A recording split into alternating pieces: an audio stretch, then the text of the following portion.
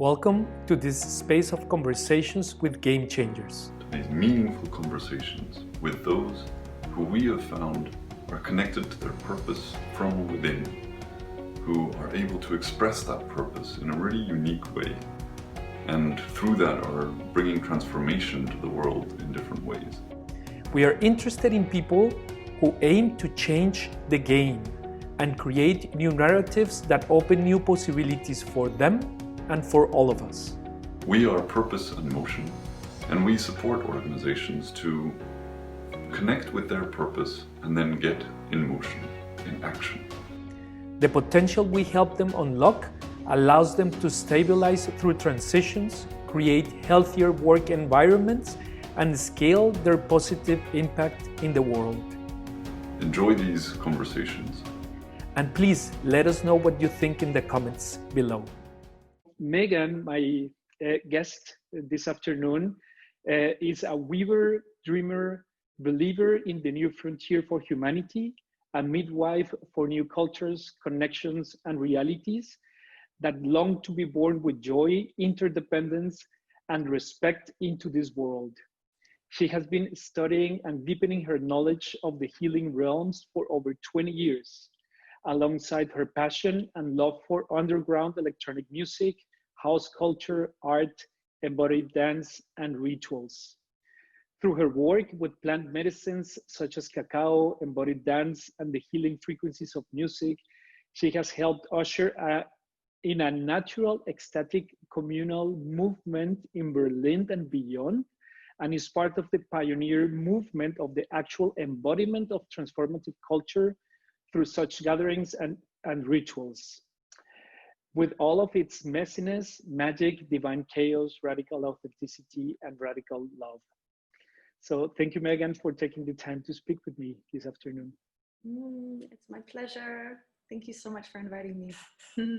Yes, so in that description that I just shared with our listeners and viewers, I see that there is like an eclectic mixture of many different things. So it's like art, ritual, music, ceremonies. So how would you describe what you do in your own words? It is for me kind of this nonlinear tapestry of a lot of different things. And I mean, artistically, I work with music. I'm a DJ, so I'm blending all different patterns of music. I'm an open floor embodied dance teacher, so I'm offering different spaces to bring people into deeper into their bodies and their minds, emotions. I'm also working ritualistically with cacao, also usually weaving that together with music, embodiment, and dance, bringing people together. And I'm one of the co-founders of Lucid, which is a collective of human beings here in Berlin. And we have been, for almost 5 years, we've been creating different, embodied gatherings that are weaving together music, dance, transformative culture, and ritual. And that's been a true labor of love and something that is just been something that's been really on this very grassroots, really unfolding, and how it's been evolving. So So it's very inspiring to listen to you, how as you were saying, you weave different realms of consciousness, different types of things into something that you call messy, but also magical. What would be your superpower? What would you say that is the power that you have that is somehow inspiring others to come together? I know, I just love to create spaces of inclusivity where it really is, without like watering down the how profound that can be. Like that is actually, it's so profound to create spaces where people feel exactly how they are, and whoever like their identity is, whatever their mood is, to create these spaces where people feel welcome. That's something I really strive for. And that's something that I also, it's something, one of these like deep longings I have in my own soul, that I'm like, I want to be in spaces where I feel with everything that I bring that I'm welcome. That's really important to me. So it's something I really value. So you're talking about bringing people together and just somehow sponsoring and fostering diversity, inclusivity, acceptance, and that is so important right now, in my opinion, and especially in places such as Berlin, where you can find people from every possible background, with any views of life, to bring them together around something so simple and powerful as art and music is really a superpower. And I really appreciate the spaces that you and the team of Lucid and that you are putting out together. What role do rituals play in the spaces that you put out, but also in your life? Because you talk about rituals, ceremonies, and I want to know a little bit more about what do you mean by that?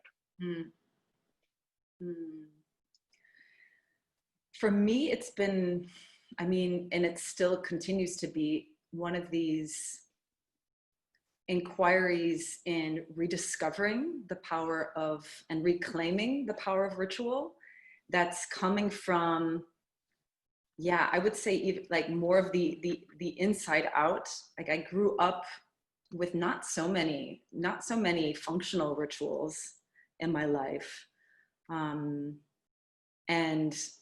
also not feeling at home with the rituals that were imposed on me by religion, or also different cultural rituals that just seem empty. And I find it actually really fascinating that there becomes like more of this emergence from the inside out, and also from the influences of finding ways of living in the city, of finding in this like this simplicity and the profound simplicity of focusing energy and creating this slice of like holy sacred space amidst all of the the whole day to day. And to also this tapping into this inner wisdom that wants to come from inside, and also the wisdom that I'm myself and a lot of people around me that are starting to remember, we're being taught by going into various ceremonies with different indigenous teachers or shamanic teachers, or embodiment teachers, like of finding these new ways of connecting with our connection with ourselves, with the forces of nature, really, and the forces of the mystery in that. That's so interesting what you're saying about this deepness and simplicity that the rituals and ceremonies bring, and the connection with the holiness or the sacredness that in a way most of us have lost, or don't have a direct connection with that is bigger than us. And I believe that this is something that we're all missing, that deep inside, we feel that empty space, that void, that neither money nor work, not even relationships can fill in, because it's about this spiritual connection with something that is bigger. And I believe, as you were just saying, that through rituals and ceremonies, we can fill that void with meaningful things that actually connects us with who we are, with that inner wisdom, as you were saying, and that allows us to discover our own purpose. Yeah. You were mentioning that through these rituals and ceremonies, with learning from shamans, from old traditions, but also creating your own, you have started to remember, or that you believe that through these rituals we start to remember. So I was wondering, I'm curious to see if what have you remembered regarding your own purpose? Yeah, what have you learned?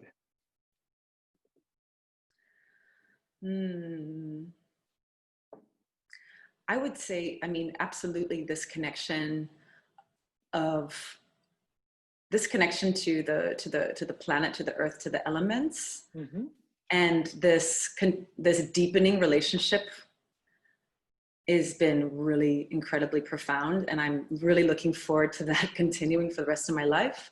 Like, also, I think a lot of people, I'll speak for myself, coming to this planet and sometimes like being like, oh, why did I choose to come here? Like sometimes, or just like, I want to get out of here. I don't want to come back here. And then on these kind of, I mean, a lot of the different healing ceremonies or spaces being like, wow, like finding more and more grounding and safety and connection to myself and connection to the planet, feeling more and more safe and at home. That's super profound. And like this connection to the great mystery, to forces that, like different spiritual forces or connection with ancestral support, like those that have come before me, that are like tapping into those powers, and that those relationships, like this remembering has been incredibly profound for me. Maegan, you were just talking about this accessing deeper levels of awareness, of consciousness, of feeling life and feeling life beating around you, and to connecting with the planet as a living being. And I was wondering if for you, music and dance plays a role into that, or how does music and dance connect to that as an awareness tool? For me, verbal communication is really one of the most challenging of communications. Like I'm really, as far as expressing myself musically, but through my body and through dance, and the things, like everything that can be accessed there, from like the rawest of emotions and like to like visions of I don't know what, like the portals that can open. I'm like this, I feel so completely passionate about sharing these spaces and like the different levels of, I don't know, like opening up these different types of spaces for people to go deeper into not just consuming music, not just consuming dance, like not like getting away from any sort of like from like entertainment or what have you, like coming really like it's really one of my like missions is to create these like more and more spaces where people can enter these spaces and like drop into, whoa, like really this perspective of like, wow, there's something here to be not only celebrated, but to be like integrated, to be released. Wow, that sounds really inspiring. This dropping deep into something that is bigger than us, which connects with this what we were speaking about before, about rituals and ceremonies. That is not just about, as you were saying, consuming something, but it's actually using these tools that we have in order to find ourselves, in order to, and for me, it's not only to find ourselves in an individual level, but it has something to do with the collective. Because when we dance by ourselves, it's nice and it's really interesting and it can be really deep. But when we dance together with others, it can become a ritual of transformation, a ritual of passage. Completely. Yeah. So then I was wondering your view on this moment. So we're in the midst of this crisis of COVID-19, and we are just all really moved and connected with these uncertainties and these fears. And I was wondering if you have some opinion regarding the social transformation that is needed. So what is it that is important for us to focus our attention on in regards to this collective level? And if music, dance, or the rituals that you put together somehow are a good tool for this. I don't know. Yeah. So I find myself, I mean, besides being deeply troubled by what's happening right now, also actually deeply inspired of looking onto the horizon right now. And in this disconnection, this forced disconnection of not being in 3D physical spaces with each other right now.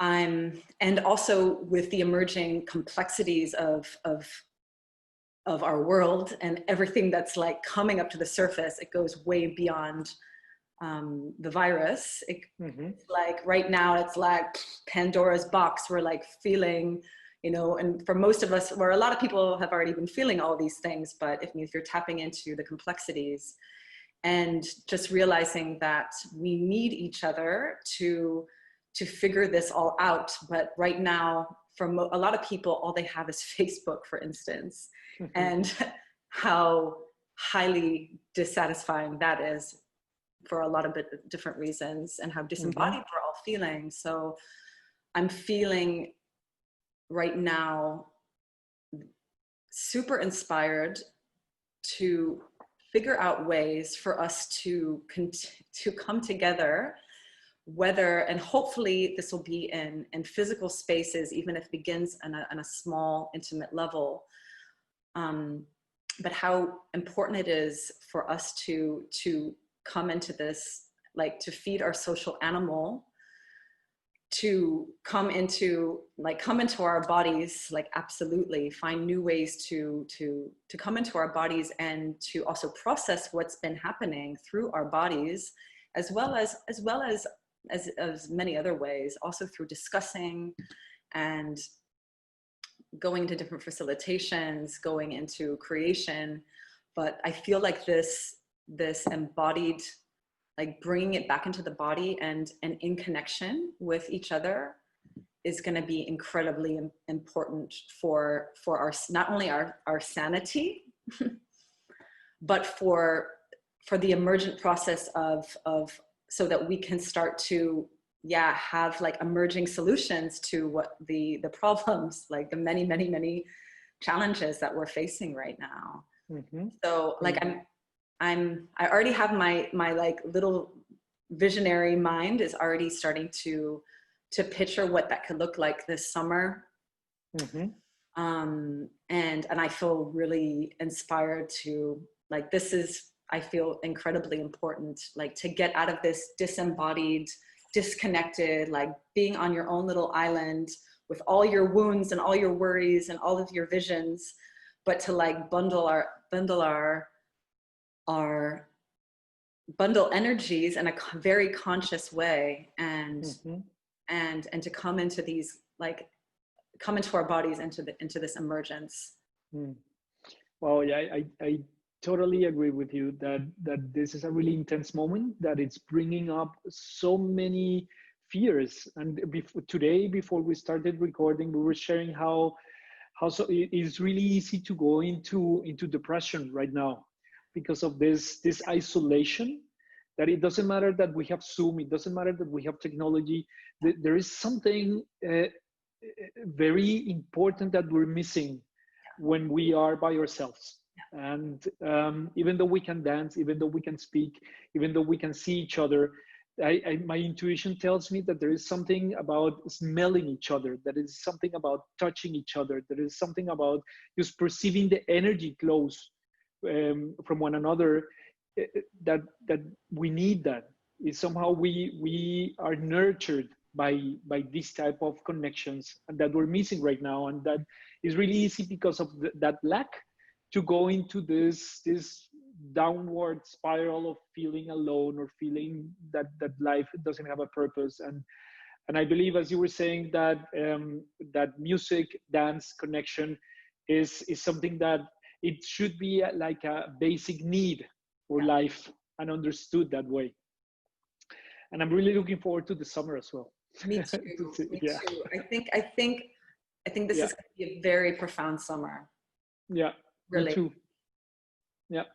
So what I can imagine this summer, for instance, is like, I would love for there to be certain intimate gatherings for like at least like a long weekend, like 3 days of coming to an embodied process with one another to exchange, not only verbally, but also bringing that into the body, bringing that into our connection with ourselves, with nature, with people, with the mystery, and taking that step by step. So I'm envisioning actually like a series of gatherings this summer, one way or another. And maybe it's a hybrid. Some people are there in person, some people can tap in on the internet, or I don't know. But I really feel like the next level network, and not network for network's sake, because but like it's really becoming apparent like there's a real need for these networks, so that we can really start to have certain things manifest. And so we're not depending on so much on certain systems that are in chaos, are crumbling, but that we can really start to depend more on on each other, on our wisdom, exactly, on our expertise. And I totally agree with you that I believe that this is one of the realizations that I've had, and many people as well, because of this moment, is that we cannot just rely on the old systems to provide the solutions that we need. That in a way we need to take matters in our own hands. In a way we need to assume the responsibility to create the world that we want to create. And from what I'm hearing is this spaces in which we can dive deep into each other, dive deep into the mystery, dive deep into something that allows the new to emerge, is what inspires you to create. Absolutely. So Maegan, I have just one last question, and just thank you very much for everything that you have shared with me, with us. What would you say to the people that want to unleash their creativity and don't find a way to do it? Because I believe that this moment requires from us to move from an authentic place, to really embody the creator. And I believe that you are a perfect example of somebody who has been able to do that, to really unleash your creativity and just walk the walk. So what would you say, like a final message for somebody who wants to take it to the next level? With their creativity? Yes.